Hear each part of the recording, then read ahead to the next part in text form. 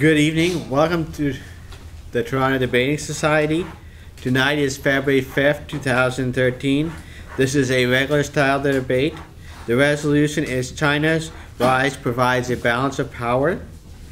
The first speaker is the Prime Minister David, who will introduce the motion and some arguments.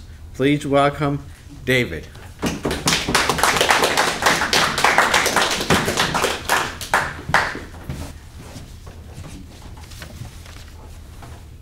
Thank you, Mr. Speaker. So, tonight's resolution, the rise of China provides a balance of power. We will define rise to mean the increase in China's wealth over the last 2 decades, provides means to afford an opportunity, and is here taken to refer to an ongoing process and not a completed one. And balance of power, we mean an ongoing shift from Western global domination to greater Chinese influence. And by Western, I'm referring to the US, Canada, and the EU. Okay. With over 1 billion people, it is the most populous nation on earth. Its armed force of 2.2 million troops is the world's largest. As the world's factory, it is the world's largest exporter. It is first as a creditor of sovereign debt and also as a holder of reserve currencies. These facts give China enormous political and financial influence, so much so that it is tilting the balance in global influence away from the West and attaining superpower status equal to the US and Russia. And we will offer 3 arguments tonight: financial leverage, political influence, and military immunity. On the first case, financial leverage. China holds $1 trillion of US sovereign debt. The US and EU must continue to rely on Chinese willingness to buy their bonds. Otherwise, they cannot fund day-to-day domestic expenses. Obama's constant demands to raise the debt ceiling are really requests to sell more bonds to China. Now, let's say, for example, the Chinese were to refuse to buy American bonds, American Treasury bills, and so forth. Then the US has to start trimming expenses at home. If it can't raise money on the foreign markets, and the Chinese are by far the largest buyer, if they refuse to buy, for whatever reasons, it's unlikely that the US can raise money elsewhere. Then they've got to start trimming the budget at home. They're going to have to trim defense. They're going to have to raise corporate taxes. They're going to have to close the loopholes, the tax havens, the so-called treasure islands. They're going to have to clamp down on the banks, on the Wild West type of regulation, or deregulation rather, that brought us down to financial chaos in 2008. And all of this is going to force the corporate interest in America into a diminished role. Certainly a diminished role in Washington. They're no longer calling the shots about American foreign policy. So just that simple action of China, not selling US debt, but just simply refusing to buy any more of it, could have an overhauling effect on the total complexion of American domestic policy. And if it started to sell its present bonds, there would be a whoosh of money out of the States that would bring it to its knees. The Chinese have that leverage, and they can do that. And they can influence policy as a result. In connection with political influence, the Chinese for 2 decades now have been investing their money in safe areas around the globe. They have either gone into areas that the US has moved out of, or that the US never went into. For example, they're in South America in large part. They're into Indonesia, the Philippines, the republics of Asia, all the Central Asia, all those STAN countries, Uzbekistan, Kyrgyzstan, and so forth. And also Africa, and most notably Africa, because in Africa the Chinese have placed enormous infrastructure. They put in roads, power dams, terminals, power plants, so forth. Now, all of this is necessary for the extraction of Chinese resources. That's why they do it, of course. But in the meantime, the countries are getting those resources, or rather that infrastructure. But in addition to that, the Chinese are putting in schools and hospitals and water treatment plants and so forth.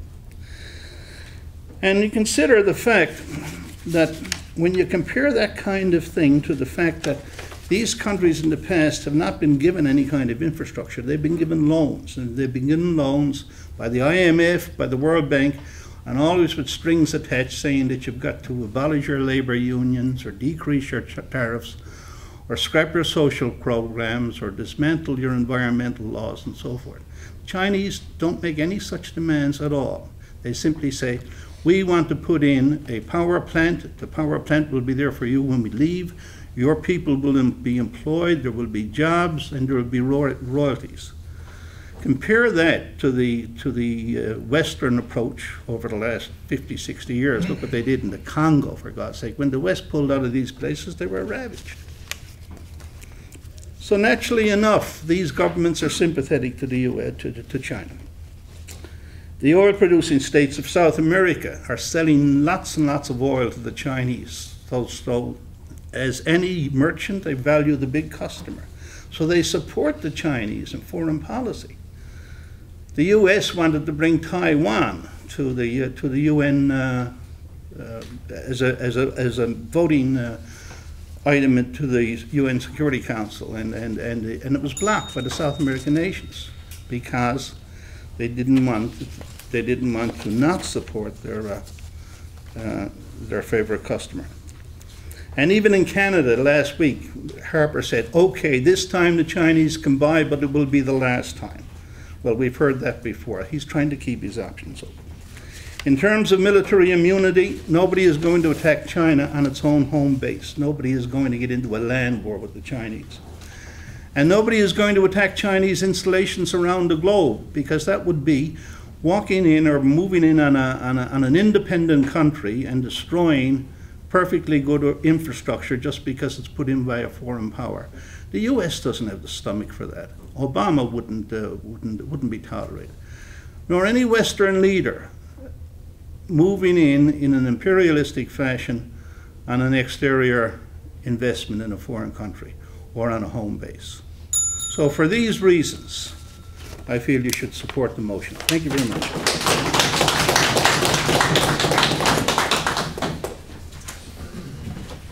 Thank you, David. We will now hear the Leader of Opposition, Adrian, who will speak for 7 minutes and present his arguments and rebuttals. Please welcome Adrian.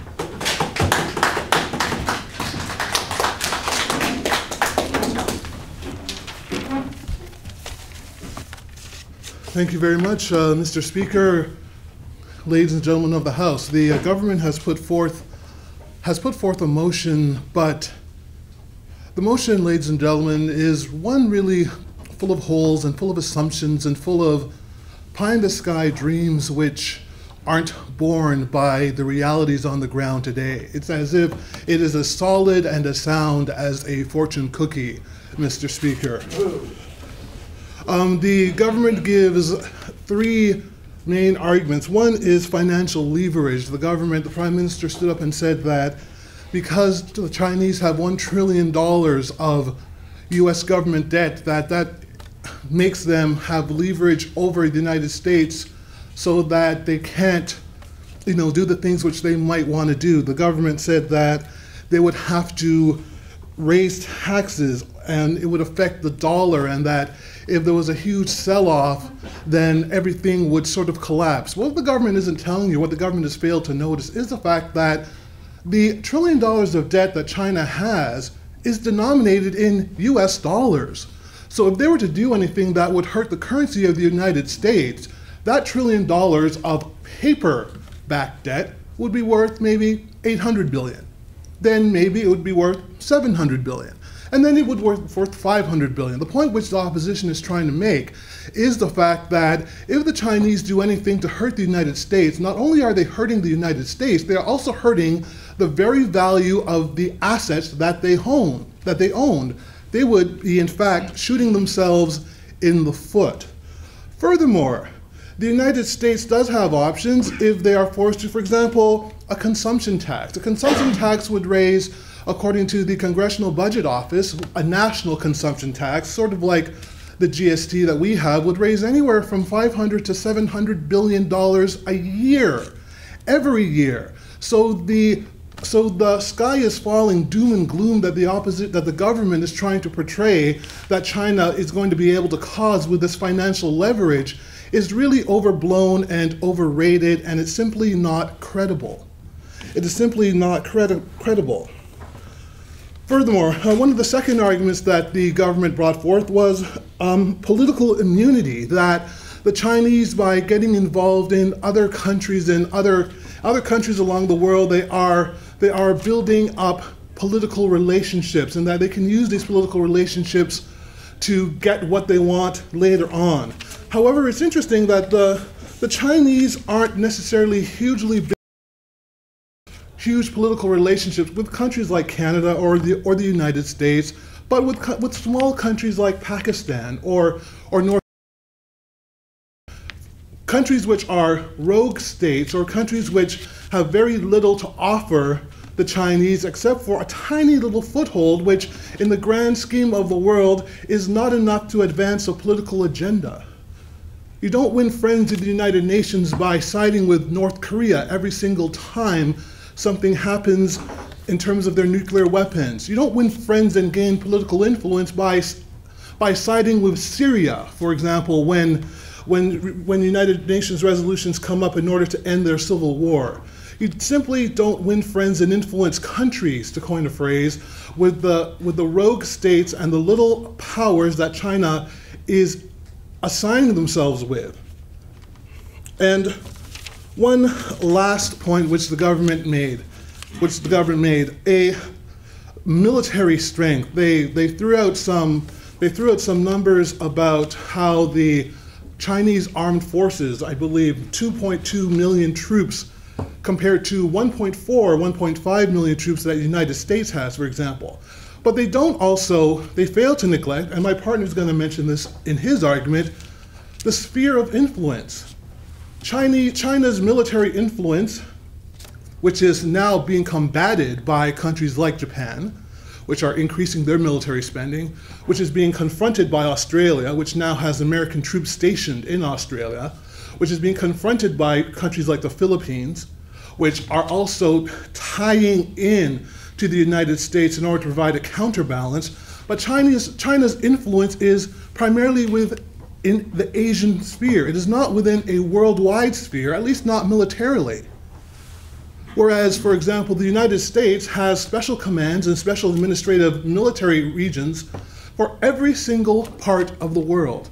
Every single part of the world. To say that Chinese military influence or the military power is a worldwide phenomenon is simply not the case.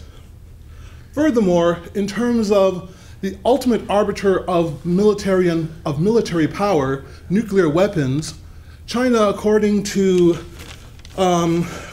studies by Jane's Defense magazine, China has about 200 to 250 nuclear weapons compared to approximately 25 to 5,000 nuclear weapons for the United States. And that brings me to our final point, the opposition's final point. They say that no one wants a land war with China. And that may be correct, or it might not be correct. However, if China attacks Japan, if China attacks Australia, if China attacks the Philippines, if China attacks South Korea with North Korea as its proxy, you can be guaranteed that the world will not let that happen. For all of these reasons, we believe that the resolution must fall. It fall like a house of cards. We beg the House to oppose the motion.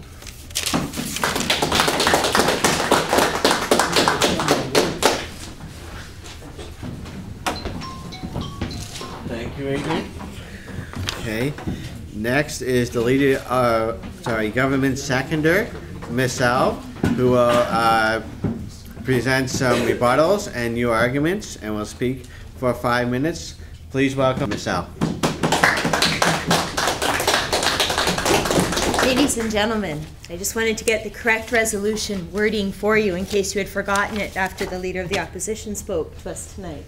Most esteemed Leader of the Opposition. China's rise provides a balance of power.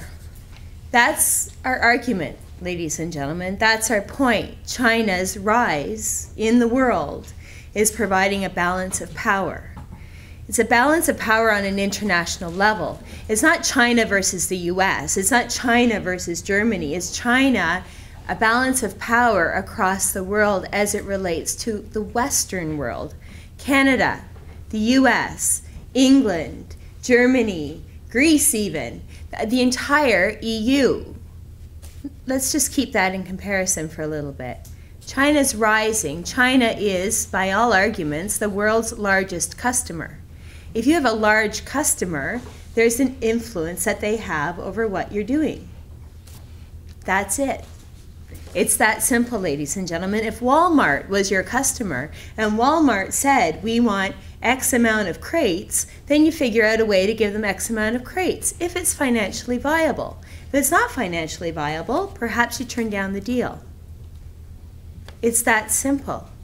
They have money and they're spending it on an international level. So let's look at some of the arguments that our esteemed Prime Minister laid out for you in talking about China. Financial leverage on the general population. We're looking at political influence on the international level, and we're looking at military immunity on the international level. The esteemed Leader of the Opposition talked about the $1 trillion that China owns of U.S. debt. Let's talk about that a little bit. So what's the U.S. going to do? They're going to want some money, so they're just going to start randomly printing money off and devaluing their dollar? Are they really going to do that? Who would do that? Nobody would do that. Perhaps somebody would, but it doesn't make fiscal sense to start producing money randomly, willy-nilly, just because you owe money. Oh, I owe Heather $20 here. I'm just going to write a check. I'm going to create some bills. Oh my goodness, I've got $50. I'm rich. I'm not going to do that. Perhaps the opposition would do that if they were in power, which is something to keep in mind, ladies and gentlemen. They talked about political immunity, and this I found fascinating, that they actually think that little countries don't have an influence in the world. So think about that. If you're in business and you've got 20 small customers, or you've got 100 small customers, what do? Just ignore them because they're tiny? Because they're not Walmart, you ignore them? Canada, the very nation, 97% of us are run by small businesses. So what the opposition is saying is, stop you, small business. We don't care about you. You're not the Bay. That doesn't really make sense to me, and it doesn't really speak to Canadian values. Come election time, you must keep that in mind. So yes, China is involved with some of the smaller countries. Yes, they're involved with Syria. They're also involved with Canada. We're a pretty good-sized nation. They do buy oil from us. You know, we do export to them. China enables us to loosen our relationship with the United States so that we have a stronger relationship on the international scene. China is providing a balance of power for Canada. It's providing a balance of power for the world. If we look at some of the things that mention Pakistan's not exactly a tiny country. It's not like they've got 20 people running around. They are a fair-sized nation.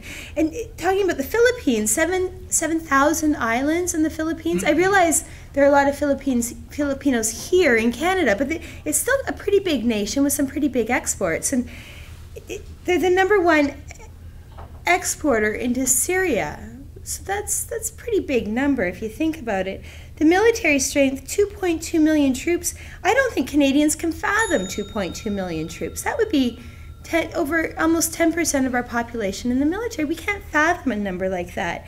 So the sphere of influence that they have, just by their sheer numbers, by the sheer fact that they've got money and they're willing to spend it, they're willing to go into nations, into Africa, into places like Nigeria or into the Middle East, because they do need oil. They are going to need resources, and they do have to build up the infrastructure.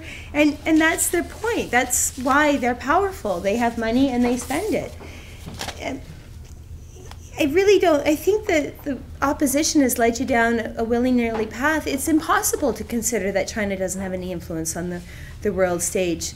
The mere fact that they're going in and building schools means that they have influence on the world stage. And the mere fact that they're willing to spend money, the mere fact that we're discussing them tonight proves in all honesty, that they've got an influence on the world stage. They can assess what's happening militarily. They can encourage or discourage. And for these reasons, ladies and gentlemen, the resolution must stand.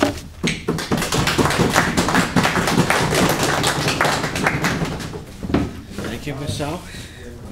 We will now hear from the opposition seconder, Gerry, who will present some rebuttals and new arguments. Please welcome Gerry. Thank you, Mr. Speaker. Ladies and gentlemen, members of the government. I'm going to start by rebutting some of the points made by the Prime Minister and then the member of government, and then I'll give you my own arguments. First of all, the Prime Minister told us that the Chinese, he spoke to us about the Chinese influence in South America. Well, there may be some products in stores in South America somewhere, but I would certainly bet that the United States still has 98%, 99% of the influence in South America. He also spoke about the Soviet stands, Tajikistan, Uzbekistan, and the Chinese influence there.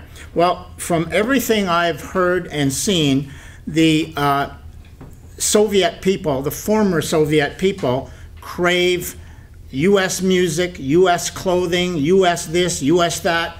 I don't see any Chinese influence there. Finally, he spoke about Africa. Well, there may be some Chinese influence in Africa with money that they're spending there, but I think what the Chinese are after is sales. I don't think they're really out to spread their influence. I think world influence, African countries get their influence from countries all over the world. The member of the government emphasized the balance of power, and she gave us the impression or I got the impression anyway, that that was a good thing, this balance of power. Well, I'm going to speak about that in just a minute. She then made a point that 2.2 million troops that the Chinese have, that represented 10% of Canada's population. Well, she must be living in 1960. From my math, that's 22 million people. We were there back in 1960, 65, something like that. Anyway, going on to my points now. My first argument, I'm sorry. The question is a balance of power. As I said, is that a good thing? I would argue that China's rise increases the instability in the world, which would be the exact opposite effect of creating a balance of power. Now, we wonder where this is coming from. Let's have a look. When there is just one superpower in the world, there is stability, as the one supreme force exerts dominance over everybody else. We can see this throughout history.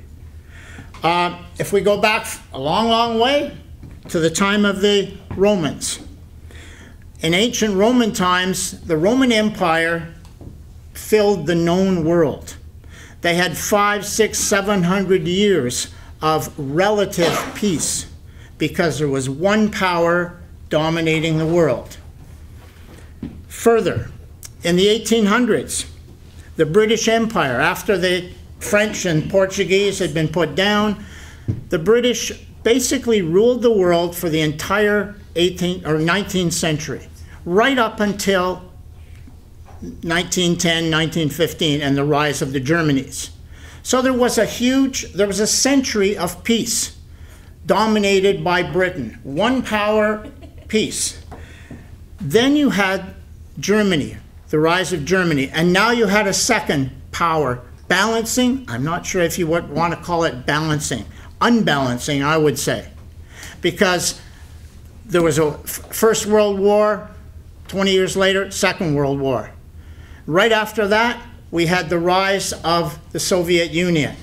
And we had 40 years, you can call it peaceful, but the Cold War was anything but peaceful. People lived in terror in those times. Since the Soviets fell, we've had 2 decades of relative peace. Now we look at the rise of China and wonder how this will affect the world. China's military has increased sixfold. You tell me how this can possibly create a balance of power. That's in the last 10 years. This rise of China's military and finance and her influence will only produce more instability and push us back into the mentality of fear that existed in the Cold War. Why would anybody feel safer with the US and China vying for power, especially the people in Asia? My second argument looks at the spheres of influence. Certainly the US has spheres of influence in South America, Europe, Africa, the Soviet Union, whereas China is based locally because of their isolationist policy of the past. Thank you very much. Ladies and gentlemen, please vote against the resolution.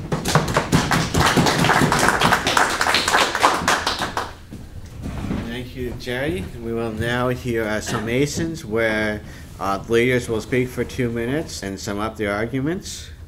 First, we will hear from the opposition leader, Adrian. Please welcome Adrian.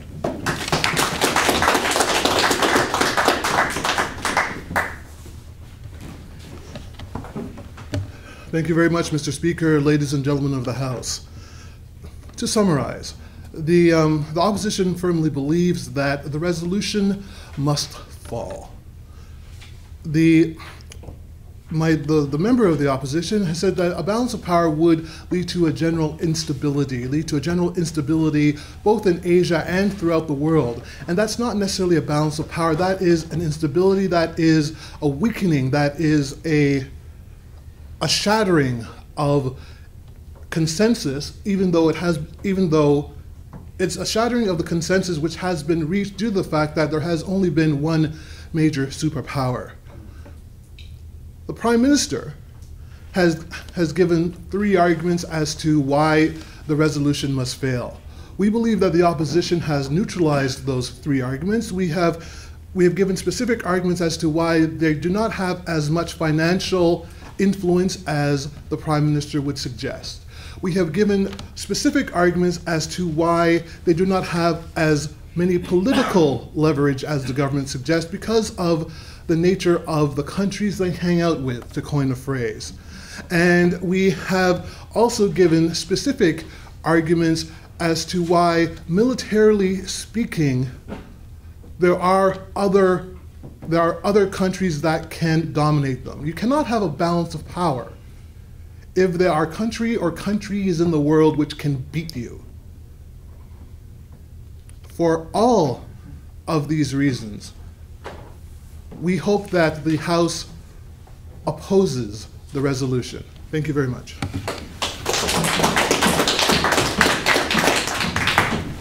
Thank you, Adrian. We will now hear the summation from the government side.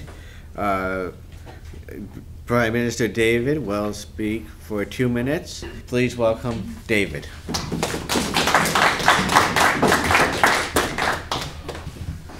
Thank you, Mr. Speaker. Well, if you think that a balance leads to instability, try imbalance. I mean, you mentioned the fact that in the last 2 or 3 decades that the U.S. has a proportionately large amount of power. Did it bring us stability? Did Vietnam bring us stability? Did the Middle East bring us stability? Iran, Iraq, Afghanistan, proxy wars, turmoil around the globe, do you call that stability? Hardly. Now with the rise of China, we have a countervailing influence that moderates that, and that's much likely to provide the roads to stability. The seconder for the opposition says that the Chinese hang out with or have their interest in South America, and then he goes on for some mysterious reason to say that these are second-class states. Well, Venezuela, Brazil, all of the American countries, all of the South American countries, Chile included, Bolivia, Uruguay, Paraguay, Peru even, supports the Chinese position on Taiwan. And they do that specifically because of the fact that the Chinese buy large and large amounts of the oil. As my colleague mentioned, when you have a big customer, you do what that customer asks. He says that they have minuscule operations in Africa. Well, coffee, minerals, timber, oil, diamonds. They are building ports. They are building infrastructure. They are building schools. They're not doing this on behalf of tiny little rogue states. He says also that because of who the Chinese hang out with, as if they were in some kind of a nefarious gang that hangs out in back alleys. Well, they're buying the largest portion of American debt. They're buying European debt. They're buying bonds from Germany, England. They are selling products all over the world. This is not a small club. Thank you very much.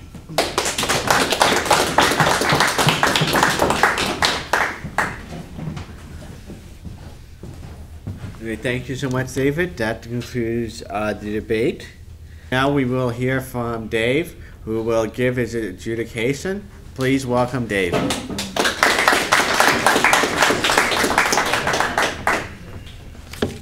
Thank you, Mr. Speaker.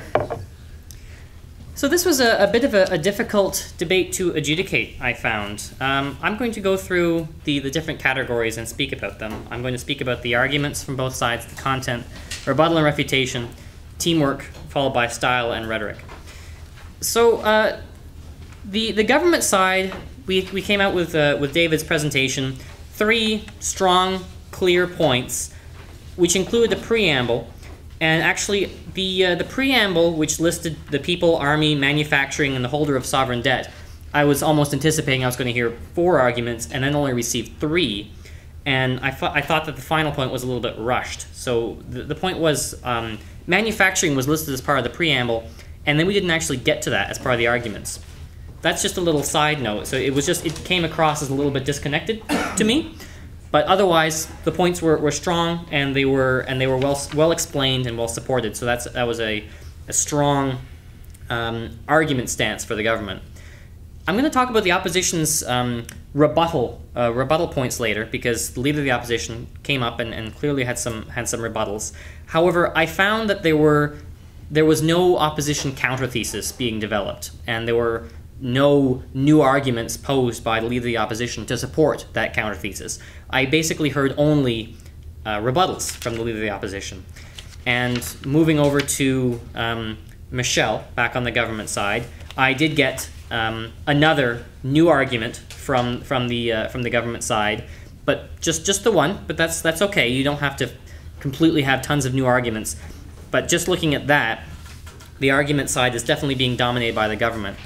And Gerry comes in with a new argument very near the end of his speech, because Gerry, as you could see, I'll talk about this in the style section later, comes in by saying here are some rebuttals, and then has some arguments. And this is the first time we've heard new arguments from the opposition, and they are in the closing 40 seconds of the opposition's entire case.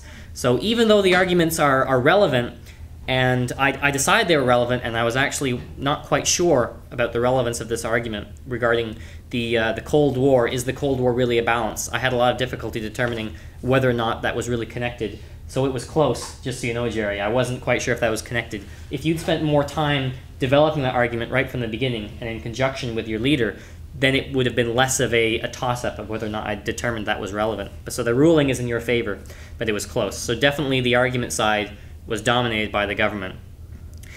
The next section, content. This was also difficult because there was not many cited sources or examples used. A lot of it was all rhetorical examples and building out and fleshing out your arguments. So there wasn't actually much points to be had for looking for evidence. We did hear about the UN and Taiwan from the government, and we also heard about the number of nukes on hold by China and by US from the leader of the opposition. And then we had some questionable content from the member of the opposition referring to the, I wager 98% of influence is still in South America. That is really weak. That's really weak. I almost wish you hadn't said that. 97.6. when you 98.3. that was pretty weak. So no points for that stat. But so in general, not much content. So it was basically even between the two sides. So government and opposition pretty even. Rebuttal and refutation. The leader of the opposition had some strong rebuttals and actually had some very pointed rebuttals. And this was excellent, very well done. You hit one point after another, and solidly develop them.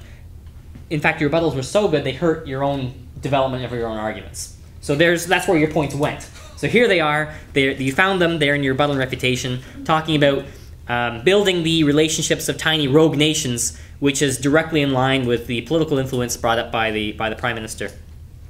And then I'll actually talk about something that was interesting that happened in that debate, because we actually had the arguments kind of trickle down like a waterfall over the time, because we had the Prime Minister introduce the political influence argument. It was rebutted by the leader of the opposition, and then by the time it got to Michel, it had completely changed what we were talking about, because the rebuttal that Michel used against Adrian's argument about relationships with rogue nations and small nations, Michel was talking about big and small business, and that just gives me the picture of Kim Jong-un's used autos as a small business that shouldn't be ignored. So it was interesting, and it was all part of what made this a difficult debate to adjudicate. So there are points there, but there's things that are odd. Rebuttal and refutation was basically won by the opposition, just by the numbers, because I didn't hear many strong rebuttals from the government. And as you know, the seconder for the government is the only one that can actually do these rebuttals, because we really did hear some very strong rebuttals to the opposition's counterthesis in the final summation of the Prime Minister, which can't count. In fact, it counts against style, because I'm not really listening. I would really have preferred the Prime Minister to come up and say, here's the resolution, here's what we said in our opening arguments, 1, 2, 3, and here's a quick reason why the opposition is way off base with their counter thesis. You could even mention, they didn't mention it until the last 45 seconds, which would have been a strong summation. So again, that's where the rebuttals and refutation is very slight win by the opposition in that category as well. But again, very slight, and I think that's entirely just because of the weight that was placed on the seconder for the government. Talking about teamwork, I really had almost no points to give for teamwork. I felt that both sides really did not distribute their arguments between each other well. I felt that the argument growth was not shared, and a major hit to the opposition. Again, I'm sorry to rail on the opposition about this, but the counter thesis appearing in the final minute of Gerry's speech, the seconder speech, it's evidence that there was no discussion about what the counter thesis would be. So it's almost an even game there, actually. Style and rhetoric. I thought that the government side had clean and strong presentations. Same from the opposition case. Adrian, I loved your comment about fortune cookies. You did leave yourself a lot of extra time, though, about 1 minute extra on the clock, which hits your style. And also, Gerry, well organized. You said, here's my rebuttals and here are my arguments. As an adjudicator, it makes it very easy. The winner of the debate actually goes to the opposition by a score of 34 to 33. I kid you not, it is that close. Man. And the winner of the best debater for this evening goes to Gerry, purely for that last second Hail Mary save with, oh, what do you know, we've got a counter thesis under our belt.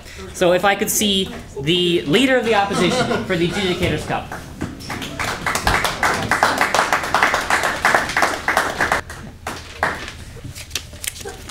Thank you very much, Mr. Speaker.